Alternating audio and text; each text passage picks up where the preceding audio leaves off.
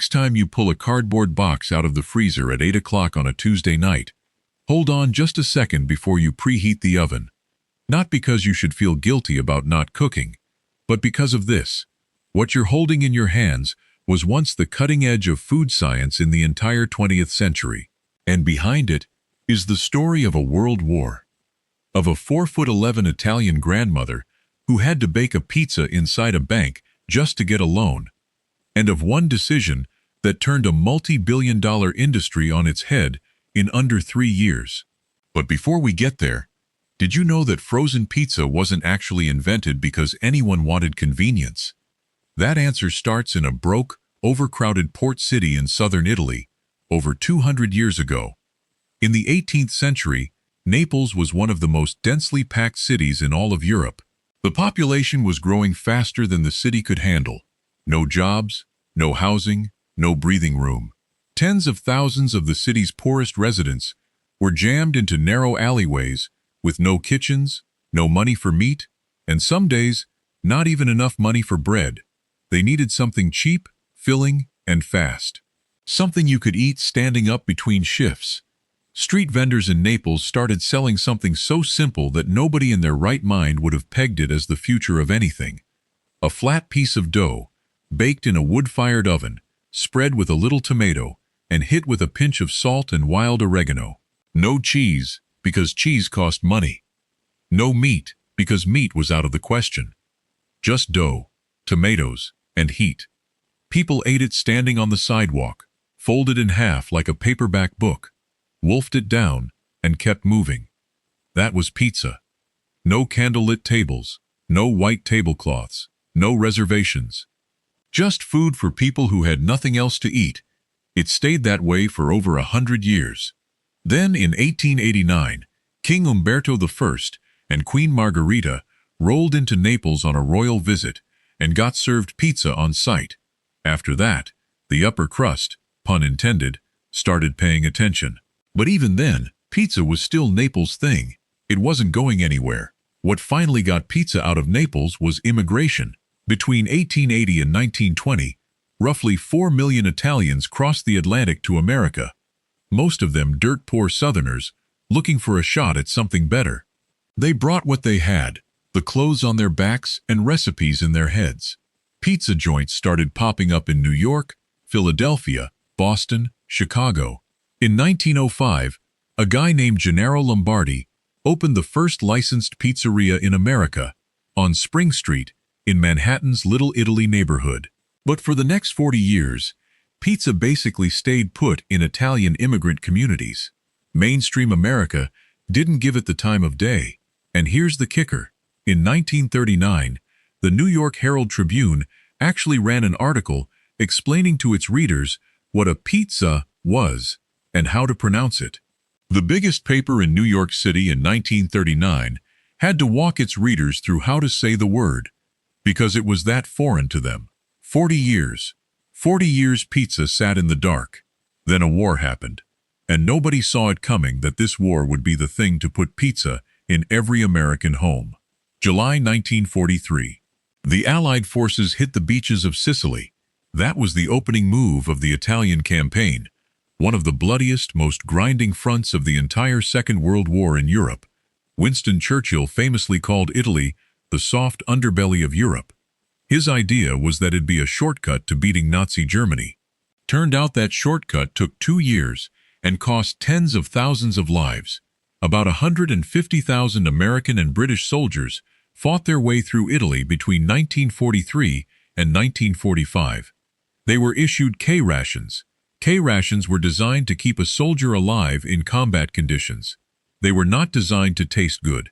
A typical K-ration included hardtack crackers, tinned meat, a stick of gum, and maybe a few pieces of hard candy. The letters these soldiers sent home to describe K-rations are not exactly fit to repeat here. Plenty of guys said straight up that eating K-rations felt like being punished for something you didn't even do. So these 19 and 20-year-old kids from Kansas, from Ohio, from Georgia, started wandering into Italian villages near their camps, looking for literally anything else to eat. And they found pizza. Not some fancy restaurant pizza, The pizza they found was as humble as it gets. Flour, tomatoes, whatever cheese was available. But for a guy who'd been choking down K rations for months, it was the best thing he'd ever put in his mouth. Picture this. A 20-year-old kid from a small town in the Midwest, a kid who'd never eaten anything more exotic than meatloaf and creamed corn, standing in an Italian village at dusk, taking his very first bite of pizza. The smell of baked dough, cooked down tomato, melted cheese. And right then and there, he decided, when this war is over and I get home, I am going to find this again. Hundreds of thousands of American GIs had that exact moment somewhere in Italy. The war ends, they come home, and they brought the craving with them. Now, to be fair, the full story is a little messier than that. Some historians have pointed out that wartime Italy was so desperately poor that the people of Naples actually drained their city aquarium and ate all the fish just to survive. Not exactly pizza-making conditions. The more likely version is that a lot of these soldiers tasted pizza during the post-war years, when they were stationed in Italy through 1945 and 1946, while the country was starting to get back on its feet. But the end result doesn't change. Look at the timeline. Shakey's Pizza, the first pizza chain in America, opened in 1954. Pizza Hut in 1958. Domino's in 1960. All of that within 15 years of the troops coming home. That's not a coincidence. Pizza had finally gotten out of the dark. But here's the thing. Fresh pizza and frozen pizza are two completely different animals. Turning pizza into something you could pull out of the freezer at 10 p.m. on a Wednesday, that took a whole other revolution. And that revolution started with a woman the bank didn't want to lend money to. In 1915, in a small apartment in the northeast neighborhood of Minneapolis, Minnesota, a baby girl was born named Rosanella Cruciani. She was the fourth of 7 kids. Her parents had come over from Italy just 5 years earlier with nothing to their names. The family kept a few chickens in the backyard and grew vegetables in a little garden just to have something to eat. The neighborhood was a tight-knit European immigrant community, lively, loud, and broke. Rose, as everyone called her, grew up there speaking Italian at home and English in the streets, and learning to cook from her mother before she was tall enough to reach the stove. At 16, Rose dropped out of school to go to work. Not because she wanted to, because the family needed the money. Her first job was cleaning houses for $2.50 a week, $2.50 a week. Then, at a dance at the Viking Dance Hall in Minneapolis, Rose met Jim Totino, an Italian-American baker with a 10th grade education, no money, and no connections, just like her. They got married. 2 broke kids in a rented apartment, and Rose started cooking. Lord, could she cook. The stuff she brought to PTA meetings, to her son's Boy Scout dinners, to the local church potluck. People talked about it for weeks. Friends kept telling Rose and Jim they had to open a restaurant. The pizza, the spaghetti, the lasagna. It was too good to only eat at potlucks. In 1951, Rose and Jim decided to go for it. They were going to open a pizza place in Minneapolis. There was just one problem. Minneapolis, in 1951, had basically never heard of pizza. This wasn't New York or Chicago. There was no Italian neighborhood, no built-in customer base, no obvious market. When Rose went to the bank to apply for a $1,500 loan, the loan officer stared at her and asked, "What exactly are you planning to sell?" Rose tried to explain. The loan officer still wasn't getting it. So Rose went home, made a pizza, brought it back to the bank, and baked it right there on the spot. She fed the entire loan committee. They approved the loan, $1,500. The Totinos put up their car as collateral. Totino's Italian Kitchen opened on northeast Minneapolis. The original plan was simple, takeout only. But then the guys from the auto shop down the street started coming by and asking for a fork so they could eat standing up in the shop. Rose threw a card table and a few chairs in the corner. The next day, the auto shop guys were back, and they were fighting each other for seats at that card table. Just like that, there was a restaurant. Rose and Jim worked from sunup until well past midnight. Jim made the dough and ran the ovens. Rose worked the floor, handled the books, and dealt with everything else. One woman doing the work of 3. 10 years after opening day, Totino's was a fixture all across Minneapolis. And Rose saw something that most people in 1962 weren't seeing yet.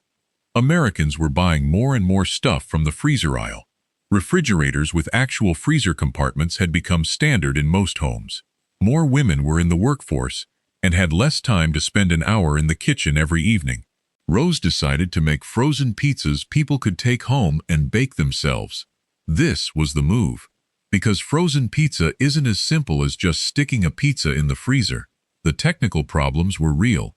When you freeze dough, ice crystals form and tear apart the gluten structure, turning the crust rubbery and wet when you bake it back up. The tomato sauce soaks into the dough and makes it soggy. The cheese freezes solid and melts unevenly. Other people had tried and hit a wall. The standard workaround at the time was to pre-bake the pizza before freezing it, but the results were still pretty bad. Rose developed her own proprietary dough formula. She experimented, adjusted ratios, changed the process, until she had a crust that, after being frozen and reheated in a home oven, came out with the right texture. Crisp where it needed to be crisp, chewy where it needed to be chewy. She patented that dough formula. The product hit shelves in Minneapolis. It sold out. Then it spread to neighboring states, then across the country. By the early 1970s, Totino's was the #1 selling frozen pizza brand in the United States. In 1975, Rose got a phone call. The person on the other end was from Pillsbury, one of the biggest food conglomerates in America. They wanted to buy Totino's. Pillsbury opened at $16 million. Rose said no. Negotiations went back and forth. They finally landed at $22 million. The girl who dropped out of school at 16, who cleaned houses for $250 a week, who had to bake a pizza inside a bank just to get a $1,500 loan, sold her company for $22 million. And when the deal closed, Pillsbury made her their vice president of frozen foods. That made Rose Totino the first female executive vice president in the history of any Fortune 500 company. Rose passed away in 1994, at the age of 79. In 2008, she was posthumously inducted into the Minnesota Inventors Hall of Fame. Her daughter accepted the award and told the crowd, "Mom was barely 5 feet tall, but she always held her hands up high, and she'd say the same thing every time she signed a box: be the best and be generous." That box of pizza you just pulled out of the freezer? There's a little bit of Rose Totino in it.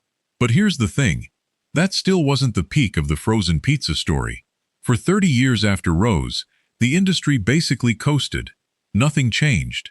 Until someone at Kraft Foods asked a question that the entire industry thought was crazy. If you ate frozen pizza in any year between 1962 and 1994, the experience was basically the same every single time. Crust flat and stiff as a piece of plywood, sauce the color of orange construction paper, cheese that was stringy but never actually gooey, and meat toppings that had the texture of beef jerky left out in the sun. That was not pizza. That was the idea of pizza. It was a compromise shaped like a circle. Americans put up with it because the alternative was calling for delivery. More expensive, took longer, and you were always rolling the dice on whether it showed up hot. Frozen pizza was cheap, and it was right there. Not good. Just there. For 32 years, the frozen pizza industry barely moved the needle. Then, in 1994, a food scientist at Kraft Foods named Arthur Reingold asked a question so basic it almost sounds naive. Why can't frozen pizza taste as good as delivery? Inside the industry, everyone knew the answer, or thought they did. Pizza crust needs dough that's been properly proofed and then baked at high heat. When you freeze pizza, the yeast either dies or goes dormant. When you reheat it in a home oven at lower temperatures than a pizzeria oven, the dough never rises, never develops that light, airy crumb. You end up with a dense, flat cracker of a crust that has no business being called pizza. Reingold took that problem to a guy named Frank Cole. Cole knew about a patent that General Foods had been sitting on since the 1980s, technology for freezing dough in a way that kept the yeast alive. Nobody had used it right on pizza. The idea Cole and Reingold came up with was this: freeze the pizza before the dough gets its final rise. When the customer puts it in the oven at home, The heat wakes up the yeast. The dough rises right there in their oven, exactly the way it would in a real pizzeria. They also mixed in specific oils and baking soda to help the dough stay hydrated through long-term freezing. And they redesigned the packaging, vacuum-sealed to lock out the oxygen that dries dough out over time. In 1995, Kraft launched DiGiorno with a product they called the Rising Crust Pizza. For the first time in history, a frozen pizza came out of the oven with a crust that was actually puffy, airy, soft inside, crisp on the bottom. It smelled like real baked dough, because it was real baked dough. But DiGiorno didn't just make a better pizza. They changed how people thought about what frozen pizza even was. Instead of positioning themselves in the freezer aisle against Totino's and Tombstone, DiGiorno said their competition was Domino's and Pizza Hut, not other frozen brands. The delivery guys. Their slogan, one of the most quoted taglines in American food history, was dead simple. It's not delivery. It's DiGiorno. A pizza you pull from your own freezer, slide into your own oven, and 19 minutes later put straight on your own table. No waiting for a driver. No pizza going cold in the box. No tipping anybody. The numbers tell the story. DiGiorno launched in 1995, went national in 1997. By 1998, just 3 years after launch, DiGiorno was the #1 selling frozen pizza brand in America. In that same year, total frozen pizza sales industry-wide crossed $2 billion for the first time ever in history. Marketing analysts pointed directly at DiGiorno as the reason for that jump. Their repurchase rate hit 50%. 1 out of every 2 people who bought it once bought it again. In the food industry, that number is almost unheard of. One guy with a dumb-sounding question and another guy who knew about a forgotten patent changed an entire industry. But here's something that most people, even most Americans, have totally backwards about frozen pizza. And getting it wrong means they've been missing out on something that could have made them pretty happy. When most people hear frozen pizza, here's what their brain does. Cheap, lazy, junk food. Something you eat when you have no other options. Most of that is either flat out wrong or a lot more complicated than it sounds. Start here. Vegetables and ingredients that get flash frozen right at peak freshness sometimes retain more vitamins and nutrients than so-called fresh produce that's been sitting in a truck and then a refrigerator for 4 or 5 days. Freezing locks in the good stuff at the exact moment it's best. That same principle applies to a lot of what goes into a high-quality frozen pizza, and the line between fresh and frozen, way blurrier than anyone wants to admit. Plenty of well-regarded pizza joints, including some that charge a lot of money and have a line out the door, use pre-made frozen dough they get from a supplier. The customers have no idea and can't taste the difference because the end product is still great. The distance between made from scratch in-house and finished on site from frozen components is a lot shorter than the marketing would have you believe. But the biggest misconception about frozen pizza might be this one. People think of it as food for ordinary, uneventful, nothing special nights. The numbers tell a completely different story. Frozen pizza doesn't sell best on quiet, normal evenings. It sells best when things go sideways. In 2009, during the recession, when American families were tightening their belts hard, frozen pizza sales shot up. The math was simple. An $8 frozen pizza feeds the whole family, and that's a lot cheaper than calling for delivery.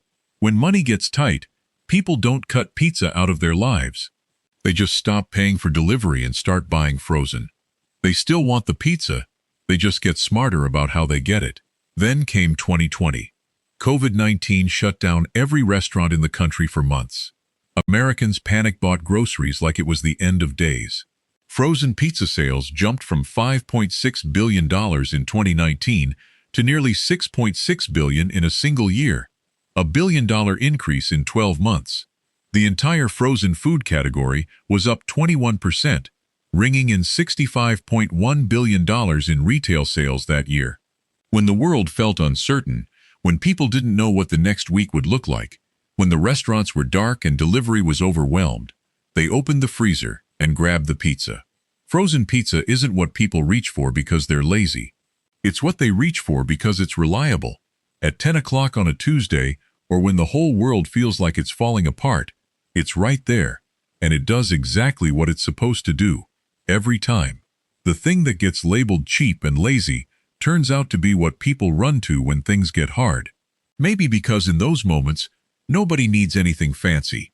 They just need something honest, dependable, and good. And that leads to something else about frozen pizza that most people never stop to see. It's not just food. It's a mirror that reflects who Americans are and what their lives actually look like. To understand that, you have to go back to the 1950s. In 1950, only 9% of American households owned a television. By 1955, that number had jumped to over 65%. By 1960, it was approaching 90%. In the span of a single decade, TV went from a novelty to a household staple. Right alongside that shift came the TV dinner, a frozen meal in an aluminum tray that went straight from the oven to your lap on the couch. The name wasn't an accident. People ate these things sitting on the sofa, watching whatever was on.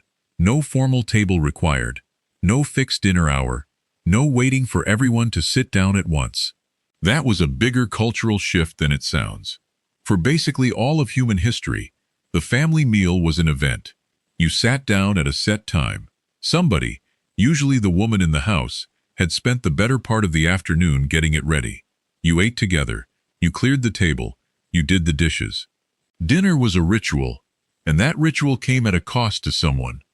The TV dinner broke that ritual, not in a bad way, in the way that meant a mother who just worked an 8-hour shift could sit down next to her kid and actually eat dinner, instead of spending another hour in the kitchen so everyone else could. Because here's what was happening in America in the 1950s. Women were entering the workforce in numbers that had never been seen before. By the middle of the decade, 47% of women were working outside the home. Every night, in millions of households across the country, somebody was asking the same question: who's going to cook tonight? Frozen pizza, along with the rest of the frozen food aisle, was one answer to that question. An answer that didn't come with any judgment attached. Picture a typical American family in 1972. Dad just got home from work. Mom just got home from work. 2 kids are running around the house like they've had too much sugar. It's 7 o'clock. Everyone's hungry.